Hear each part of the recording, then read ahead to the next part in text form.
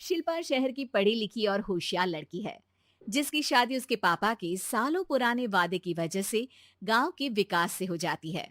शिल्पा की सास पुराने ख्यालों की होती है। अरे शहर की हो, इसका मतलब ये नहीं कि जो मन आए करोगी। घर के कुछ नियम है जो तुम्हें भी मानने पड़ेंगे। हाँ।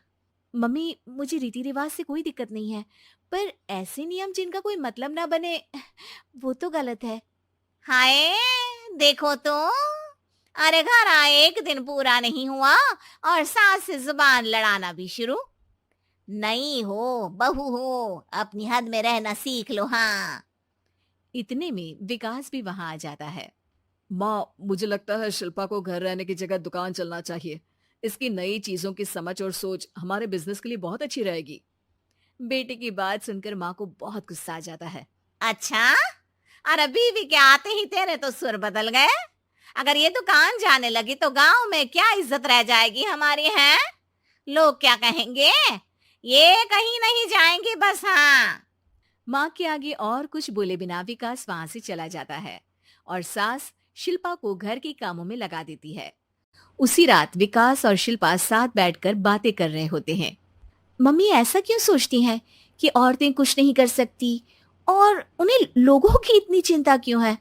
पापा की डेथ के बाद माँ ने दुकान संभालने की कोशिश की थी, पर लोगों ने उल्टी सीधी बातें सुनाकर उनका आत्मविश्वास इतना गिरा दिया कि वो कुछ कर ही नहीं पाई और सोचने लगी कि शायद औरतें ये सब कर ही नहीं सकती, इसलिए उनसे भी नहीं हुआ। लोगों की यही तो दिक्कत है, उन्हें अपने से ज्यादा दूसरे की जिंदगी में स्वाद आता है। वैसे लोग जिनसे डरते हैं ना, उन्हें ही तोड़ने की कोशिश करते हैं। आप फिक्र मत करो, मम्मी की सोच बदलने का तरीका है मेरे पास। और अगले ही दिन से शिल्पा अपनी सास की सोच बदलने और लोग क्या कहेंगे के डर को खत्म करने की जद्दोजहद में जुट जाती है। मम्मी, आपको पता है, गीता बबीता, अरे जिनके ऊपर दंगल फिल्म भी बनी है, मैं फिल्म बिल में नहीं देखती। हाँ। वो हरियाणा की लड़कियां हैं। दोनों रेसलर हैं। उन्होंने जब ये शुरू किया था ना, तो लोगों ने बहुत बातें बनाई, बुरा भला बोला, मजाक भी बनाया, लेकिन उन्होंने ना किसी की सुनी, ना अपने ऊपर से विश्वास खोया और ना ही हार मानी। और देखो आज किस मुकाम पर है। अरे तो ये सब मुझे क्यों सुना रही है। हाँ। नहीं नहीं, बस ऐसे ही, हमें अपने आसपास की खबरें तो रखनी चाहिए ना। ऐसा कहकर शिल्पा अपनी सास को सोच में डालकर वहां से चली जाती है। अब शिल्पा हर दिन दुनिया के अगेंस्ट अपनी हिम्मत से सक्सेसफुल बनने वाली लड़कियों की कहानी अपनी सास को सुनाने लगती है। इसी तरह कुछ समय बीत जाता है। और माँ, आजकल बहुत चुप चुप रहती हो, सब ठीक तो है ना? बस कुछ सोचती रहती हैं, इसीलिए ज्यादा बोल नहीं पाती। ऐसा क्यों हुआ माँ, कोई दिक्कत है क्या? अरे तेरी पत्नी ही दिक्कत है? मैंने क्या किया? अरे रोज मुझे कुछ समझाने के मकसद से एक नई कहानी सुनाती है, पर खुद नहीं जानती कि मुझे सब पहले से पता है। हाँ। तो फिर दिक्कत क्या है माँ? लोग क्या कहेंगे? अरे उनका तो काम ही है कुछ ना कुछ कहना। आप ये सोचो कि उन्हें नजरअंदाज करके हम साथ मिलकर किस ऊंचाई पर पहुंच सकते हैं। बेटे और बहू की बातों से सोच में पड़ी माँ वहां से चली जाती है। अगली सुबह सबसे पहले तैयार सास आवाज लगाकर बेटे और बहू को बुलाने लगती है। अरे कहाँ सोते पड़े हो दोनों। किसी को घर में कोई काम नहीं है का। हाँ। सास की आवाज सुन शिल्पा भागती हुई कमरे से बाहर निकल आती है, जिसके पीछे विकास भी बाहर आ जाता है। मम्मी, आप इतनी सुबह तैयार होकर कहाँ जा रही हैं?